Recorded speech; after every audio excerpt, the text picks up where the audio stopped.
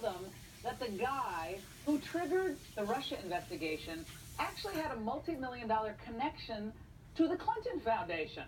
Reporter Alison Spann has been investigating Australian diplomat Alexander Downer. She now joins us to discuss her article just published in the Hill tonight. Alison, great to see you. Thank you so much for having me. Okay, so now this is like a cast of characters. This is like a mystery novel, but tell us about Alexander Downer and his connection to all of this Papadopoulus character and why it's important. So if you remember, in the summer of 2016, Alexander Downer was the one who came out with his evidence about George Papadopoulus. He said he had a drink with him in a London bar, and Papadopoulos revealed to him that he knew that Russia had some dirt on Hillary or might have some damaging emails to her.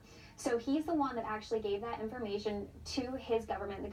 The Australian government gave it to the U.S. government, and that launched the whole Russia probe into Trump-Russia collusion. Yeah. Well, now we find out that Alexander Downer has a tie to the Clintons. Now, what a tie. Now, he's at a bar in London. He runs into Papadopoulos. The circumstances around how he ran into him is interesting. You addressed that slightly in your piece. Right. But now, fast forward 2 months after he sees him in that bar, Australia brings this to the FBI. Right. Took 2 months. That's kind of interesting. Took 2 months. But then you find out that Downer's connection to the Clinton Foundation is... He secured them a grant for $25 million from the Australian government, funded by taxpayer dollars, to go towards AIDS prevention and treatment in Asia. Oh, that's great. AIDS prevention. I mean, what could be wrong with that? So, $25 million foreign money from Australia goes to the Clinton Foundation. Now, is there any question about how that money was used or whether it was fraudulently obtained? So there was an audit that was conducted 3 years later, and it just wanted to basically go through and see what that project had achieved. Now, they did achieve some great things as far as getting those children the antiretroviral drugs that they needed and might otherwise not have been given a chance to get.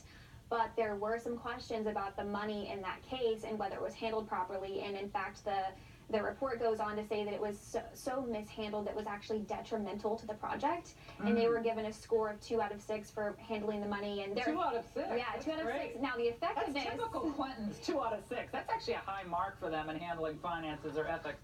I just want to read this. It's from the Clinton Foundation audit. Some management weaknesses were noted with human resource management, the absence of readily available and useful budget information showing exactly how funds were spent, and project monitoring. So it's not a resounding plus, but the more important thing is, why wasn't this revealed? That's a big grant. That's a connection to the opposition candidate, to Donald Trump. He happens to be in this bar. He happens to meet this Papadopoulos guy. He happens to funnel the information. And he's not a minor figure. He's a well-known liberal politician in Australia who's buddies with the Clintons. And I think that's what a lot of members of our Congress are asking now. We talked to Jim Jordan for our story, and he was shocked when he heard this information. So you brought it to Jordan? We brought it to these congressional committees who They didn't even know. No, they didn't know. So we Nice actually work. brought this information to these congressional committees who are investigating this case. They had no idea. The FBI did not disclose this information to them.